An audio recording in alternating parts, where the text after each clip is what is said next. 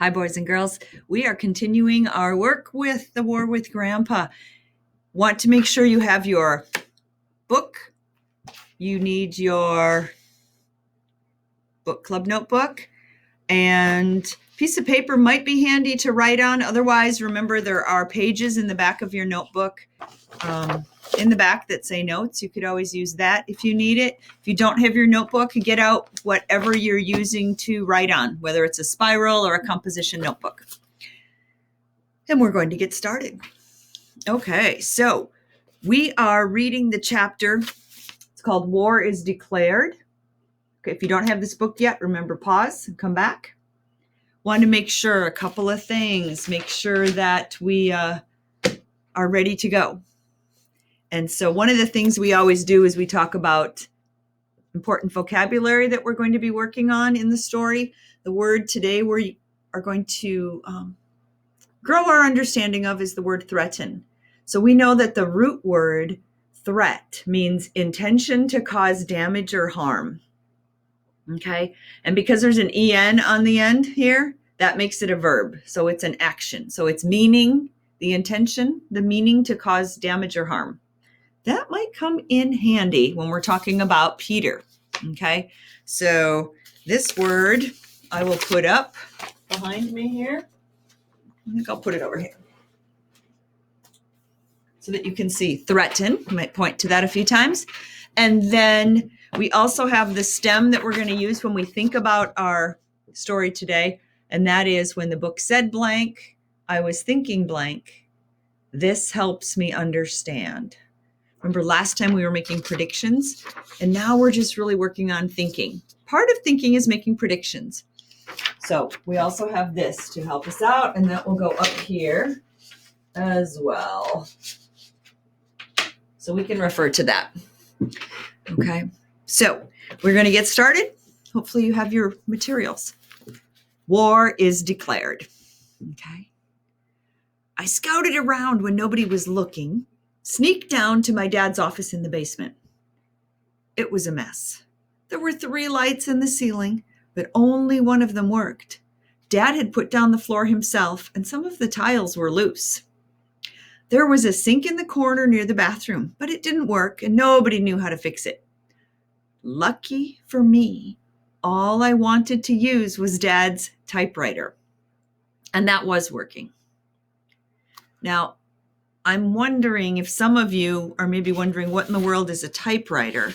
And if you turn the page in your book, you get a little glimpse of the typewriter.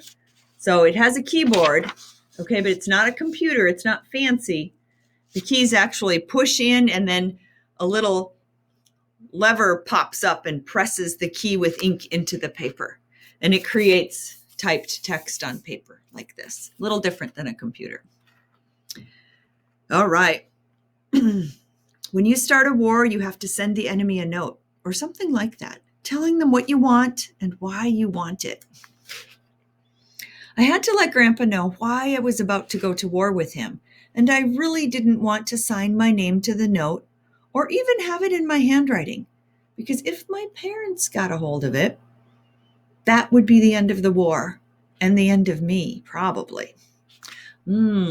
We're going to stop here, and we are going to start a character list. So you all need to open up your book club notebook, if you have it, this guy, to page 23.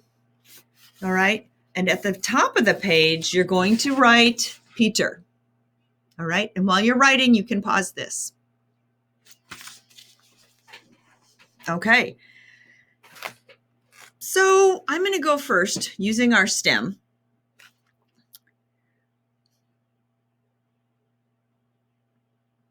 When the book said that Peter snuck down to his dad's office, and didn't want the note to be in his handwriting, I was thinking that Peter was sneaky.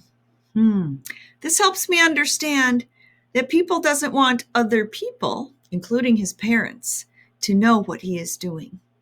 Okay? So what we're going to do is add that to our main character, Peter. Okay, so we're going to add the fact. Here's the evidence, right? He sneaks downstairs, he types the note. The trait, there we go, is sneaky. Pause the video here and record this information.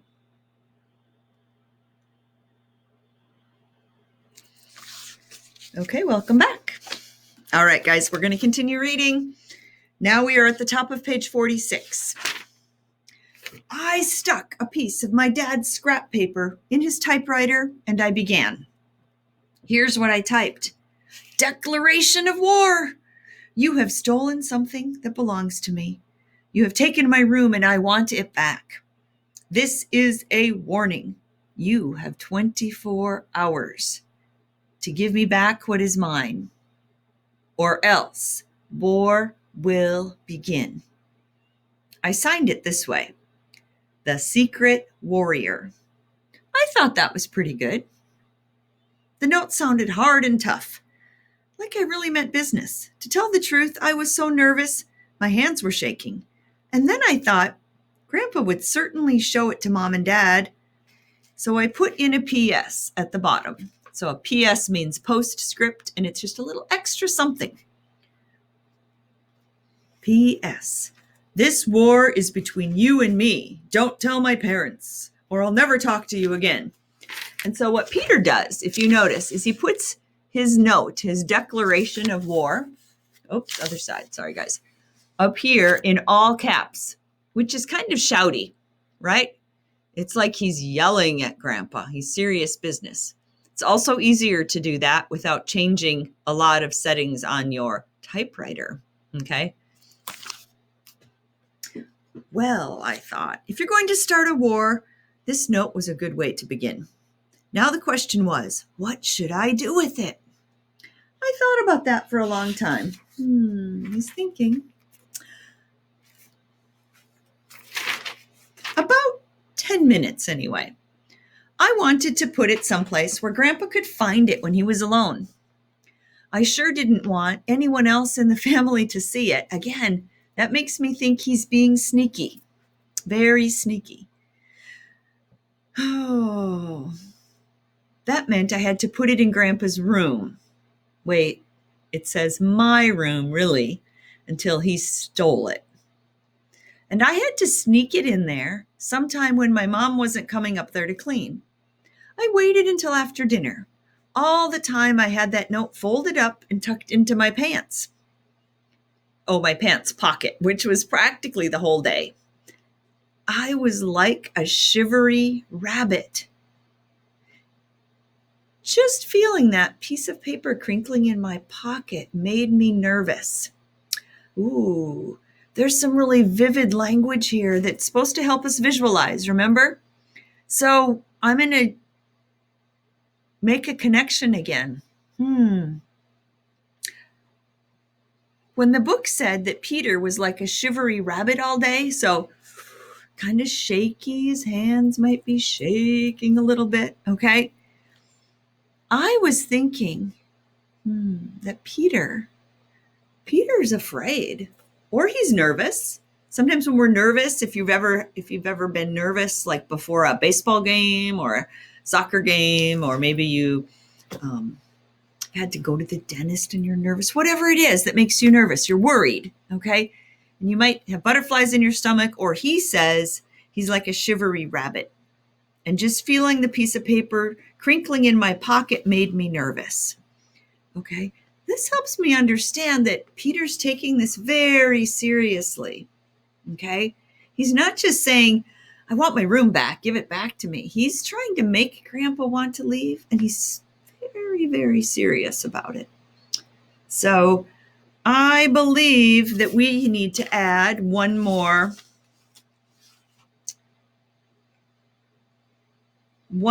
trait. I also am thinking that this is really, it says he's shivery, he's nervous, he's shaking.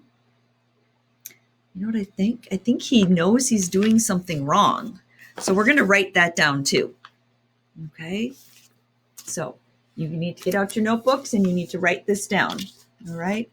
He is nervous, shaking, and shivery. He knows he is doing something wrong. Pause on this screen and get your main character traits chart filled in just like mine. And remember, if we were doing this in class, boys and girls, this would be on a chart and we would be doing it together just like we are now. You would be writing it in, probably sitting at the corner. Okay, while I chart it on an easel. We have to adapt it a little bit, but this is the way we would be doing it and the way your classmates are doing it in class too. Very similar, okay? All right, so let's keep going. I sneaked upstairs just in case you lost your place. We're the middle of page 48. I sneaked upstairs when Grandpa sat down in front of the TV in the living room, which was where he was almost every night now. I went into Grandpa's room and closed the door quietly behind me. Then I looked around. On top of the dresser, Grandpa had a photograph of Grandma in an old silver frame. Next to it was his hairbrush and comb. Then the door opened suddenly, and I almost jumped out of my skin. He was surprised. "Hi, Pete," Jenny said. "What are you doing?" It's his sneaky little sister checking on him. "Nothing," I said real fast. Oh, wait, it says my voice was high and squeaky, so it has to be nothing, I said real fast. My voice was so high and squeaky, it sounded funny in my ears. Jenny gave me a strange look. "Did I frighten you?" she asked. "No, you didn't frighten me," I lied. "You look so funny." Then she shrugged. "You want to play casino? Mom and Dad are busy. Grandpa's too tired." That was just like Jenny. Here I was about to start a war, and she wanted to play games. "No, I don't want to play casino," I said, "or any other stupid game." "Why don't you go downstairs and watch TV with Grandpa? Or read a book? Or go practice ballet? Or do anything instead of coming up here to bother me?" She looked at me for a long minute. "Weird," she said. "Totally weird." Then she walked out of the room. If this was how war was, I thought, I wouldn't make a very good soldier. I took the folded note out of my pocket. I unfolded it and I stuck it under Grandpa's bedspread and on top of his pillow. He'd have to be blind not to see it, so he would surely read it tonight and then the war between us would start. I felt nervous about it, but not too much. Whatever was going to happen, I was ready for. Ooh, I think we have to add another character trait.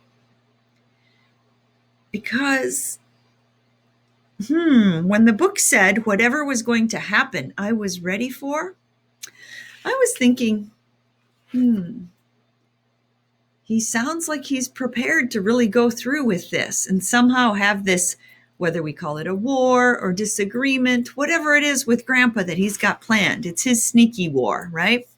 So this helps me understand that, oh my goodness, he might be braver than I thought he was. Because even though he was all shivery and nervous, it says, I am ready. So the last character trait we're adding today is brave. And the evidence is when he says, whatever was going to happen, I was ready for. So he's willing to go through with this. So again, pause the video, record this chart. Okay?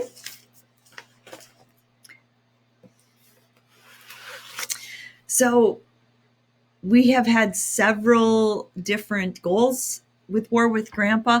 We've been making predictions, which is one of our goals up here. We've been working on vocabulary to discuss text, okay? And we've for sure been using our vocabulary words that we've learned so far almost every day when we read. It helps us understand. And I know last time we talked about predicting what was going to happen, and some of you thought that you actually used the word sneaky, that it wasn't like a fist fight, the war. He doesn't mean to physically harm his grandpa. We understand that, but he's doing something sneaky. And somehow by concealing himself, sneaking into Grandpa's room. Okay, he's wants to threaten. That's our vocabulary word for today. He wants to threaten Grandpa. And it's very interesting, right? It's not something we want to think about very much, but he wants his room back. So he's being sneaky, and he's this note that he wrote, this declaration of war, that sounds like a threat to me. So right here is where he was threatening Grandpa. Okay. He wants his room back, or else war will begin. And right away when he said, or else, that also made me think, ooh, he means it. Okay, so he's being sneaky. Even though he's being sneaky, he knows he's doing something wrong. So we have to think about that. He knows he's doing something wrong. Okay, but he is pretty brave. He's going to keep going, even though he knows he's wrong. And even though he's nervous. Okay, so thinking to yourself right now, you could pause and make a prediction again, because that's been one of our goals. What do you think is going to happen? Make a private prediction. Okay, and today and every day when you read, you want to think about the main character's actions, words, and feelings, and you use those clues to help you with character traits. All right. Until next time, get your work done. There'll be an assignment with this in your seesaw, and read on. Thank you.